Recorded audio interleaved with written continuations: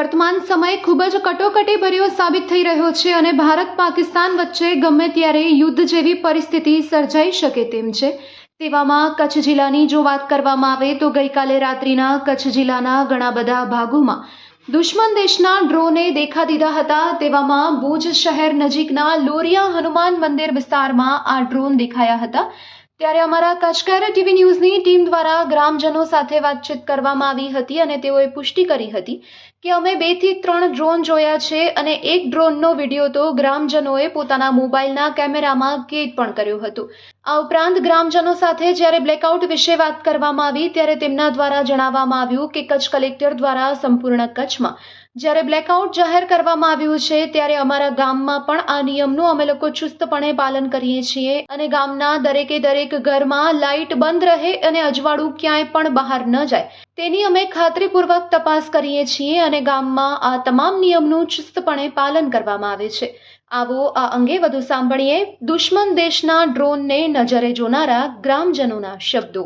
वंदे मातरम, वंदे मातरम, भारत माता की जय, भारत माता की जय।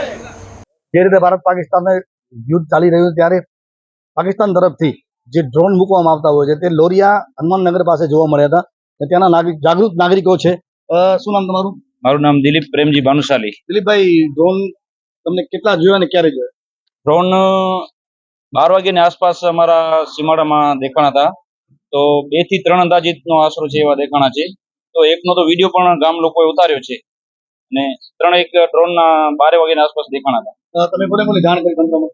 તંત્રમાં અમે જે સરપંચશ્રીને જાણ કરી છે, તલાટીને જાણ કરી છે, તંત્રને પણ અમે જાણ કરી છે અને વિડીયોને જે દેખાણો તો એનો વિડીયો ઉતારેલો છે એ પણ અમે શેર કર્યો છે।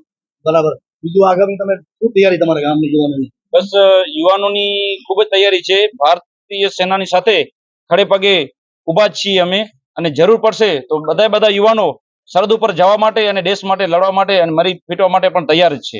લાઇટો બંધ કરવી હોય છે ત્યારે તમારા આજુબાજુ ગામ વિસ્તારમાં શું પરિસ્થિતિ હોય છે? બસ અમારા ગામમાં ચુસ્તપણે જે બ્લેકઆઉટ હતું એનું 100% પાલન અમે કરાવેલું હતું। આખા ગામની અંદર સ્વયંભૂ બધા લોકોએ સાથે મળી અને આખું ગામ સંપૂર્ણ રીતે અમે બંધ કરેલું હતું। જે રીતે ભાઈ વાત કરી એ રીતે આખા કચ્છમાં આવું થવું જોઈએ, જે રીતે ભુજમાં પણ નથી થતું। ભુજમાં ઘણી જગ્યાએ લાઇટો ચાલુ હોય છે જે પોતે બંધ કરવી જોઈએ। આવા યુદ્ધ જેવા માહોલમાં જો તમે બેદરકારી રાખશો તો કેટલી હદે યોગ્ય છે। જે આ લોરિયા ગામના હનુમાનનગર લોકો જે રીતે કરી રહ્યા છે એ રીતે સંપૂર્ણ કચ્છના લોકો એક થઈ અને તંત્રને, આર્મીને અને પોલીસને સહયોગ કરવો જોઈએ। જે રીતે સોશિયલ મીડિયા ઉપર ખોટા મેસેજ આવતા હોય છે એ મૂકવાના નહીં। જે રીતે અહીંયા ડ્રોન દેખાવામાં આવ્યો એ ડ્રોન દેખાણું તમે શું કર્યું અને શું કરવું જોઈએ? બસ જે અમારા ગામના જે વ્યક્તિઓએ વિડીયો ઉતાર્યો હતો તેણે પ્રથમ આ વિડીયો ઉતારી અને જવાબદાર વ્યક્તિને જ એણે ફોરવર્ડ કર્યું।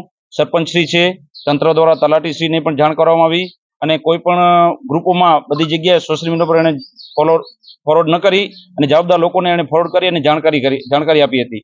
અને બીજું મારે વધારેમાં એ જ કહેવાનું છે કે આપણી પાસે કોઈ પણ સૈન્યની ગતિવિધિના વિડીયો હોય, આપણા સૈન્યના હોય કે સામેનું કોઈ પણ ગતિવિધિના શસ્ત્રોનો કોઈ પણ આપણી પાસે રોકેટનો વિડીયો હોય, કોઈ પણ મિસાઇલનો આપણી પાસે વિડીયો હોય, કંઈ પણ ફોટો હોય તો એ જે માહિતી છે એ આપણે સોશિયલ મીડિયા ઉપર શેર ન કરતા આપણે જે જવાબદાર વ્યક્તિ હોય, જવાબદાર જે તંત્ર હોય, આર્મી હોય, નેવી હોય એ લોકોને જવાબદાર વ્યક્તિને આપણે ફોરવર્ડ કરવાનું। કારણ કે આનાથી આપણે સામેવાળાને મદદ કરી શકીએ છીએ અને ખોટા મેસેજ પણ ફોરવર્ડ થતા હોય છે તો એનો બહુ દુષ્પરિણામ આવે છે। તો મારી સર્વે લોકોને ખાસ વિનંતી છે કે આપણી પાસે જે કાંઈ પણ સંદિગ્ધ માહિતી આપણા ફોનમાં કે વિડીયોમાં આવતી હોય અથવા આપણે લાઈવ જોઈ હોય તો એ જવાબદાર તંત્રને અથવા જવાબદાર વ્યક્તિને જ આપણે ફોરવર્ડ કરવાનું। જે રીતે વાત કરી કે લોકો સીધું કાંઈ પણ દેખાતું હોય છે ને સોશિયલ મીડિયા પર મૂકી દેતા હોય છે, જેથી કરી ને આપણા દેશના નુકસાની થશે। એટલે કોઈ પણ વ્યક્તિએ મૂકવાની, આપણી પોલીસ છે, આપણા જે અહીંયા બીટ જમાદાર હોય એને મૂકો, આપણા જે પણ થાણું બાજુમાં આવતું હોય પોલીસ PSI PI એને મૂકો, કલેક્ટર ઓફિસે જે હેલ્પલાઇન નંબર આપેલા ત્યાં મૂકો।